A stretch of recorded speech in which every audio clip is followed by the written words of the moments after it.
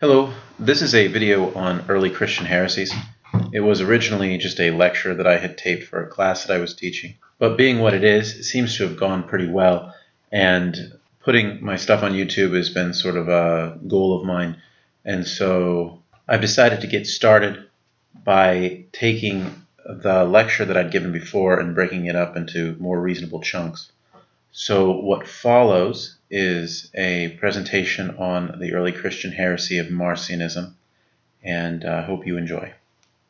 3b is Marcionism, which is actually just a form of Gnosticism. You should be able to see that on the screen right now. The definition says it's the most well-known of all the Gnostic sects, and that what distinguishes it from the others is that it claims that the one God is a God of love, and that the demiurge is a God of law. And Marcion gets this out of St. Paul, because St. Paul is always making this dichotomy between law and grace. And the grace comes from God because he loves us. And so you've got law and grace happening there. And so that makes Marcion a little bit different, because he is actually trying to pull things out of the text in a much more significant manner. Most Gnostics are throwing things into the text. They're doing what we would call eisegesis, or putting their ideas into the text. Marcion is actually trying to get his ideas from St. Paul. The reason, however, that we're covering Marcionism differently or over and above all the other Gnostic sects is because Marcion did something particular. And so Marcion is the person who's important here, his actions per se, rather than the heresy itself. And of course, I should back up and say that Marcion maintains this distinction that the Gnostics make between the God of the Old Testament and the God of the New Testament, and he assumes that they are different, right? So the one, who is the God of the New Testament, he's the God of love, and the demiurge, who's the God of the Old Testament, he's the God of law. And so that's why there's so many laws in the Old Testament, and then Jesus comes to set us free from those laws because he loves us, and freedom and love go together in St. Paul. And in St. Paul, that's because in order to truly love, you have to make a free choice to care about somebody. You can't just be made to, right? So there's that. So looking at Marcion's life, what makes him important there, and you should be able to see this on the screen, is letter E, right? He's the first person to create a canon of Scripture. And that's what makes him distinct and important. His canon of Scripture only had 10 epistles, so 10 of St. Paul's letters, and then like a redacted form of Luke. I think it took out like 3 or 4 chapters, not all in a row, but like piecemeal throughout the thing, of information that he felt was contrary to this idea about the Old Testament God being a God of law and the New Testament God being a God of love. But that really gets people going. At least it's our first record of it, and I think that it's fair to say that it legitimately motivated early Christians, right? So it's our first record of someone really trying to get the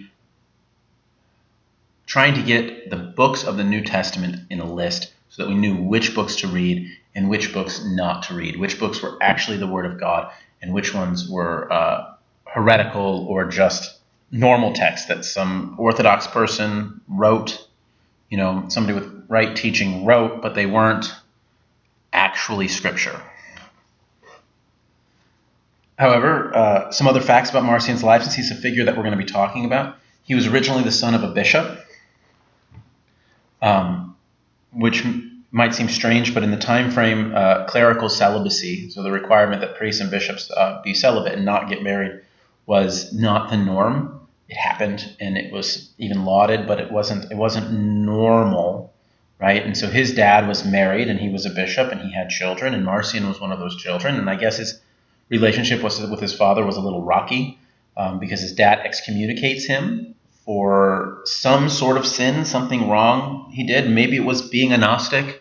Maybe it was sleeping with his girlfriend. Maybe he denied the faith before the Romans. I don't know, right? But he gets excommunicated for doing something immoral.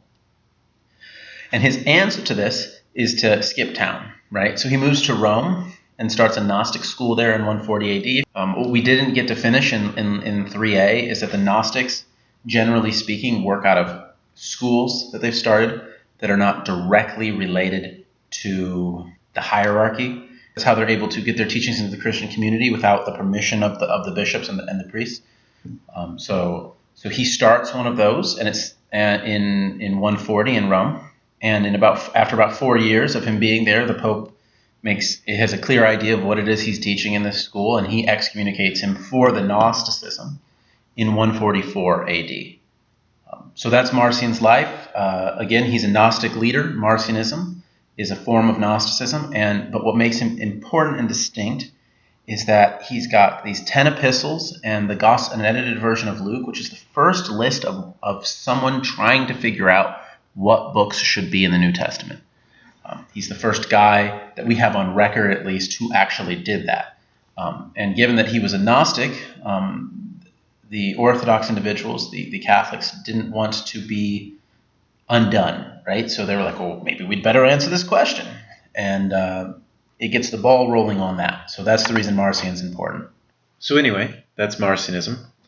I'll be continuing to splice up the video into the beginnings of a series on early Christian heresies, and we'll be even going backwards to cover some of them that I would have gotten to in class before this particular topic. Obviously, I hope the quality improves as I go along. The next one up is Manichaeism, and I hope you'll stick around and watch it.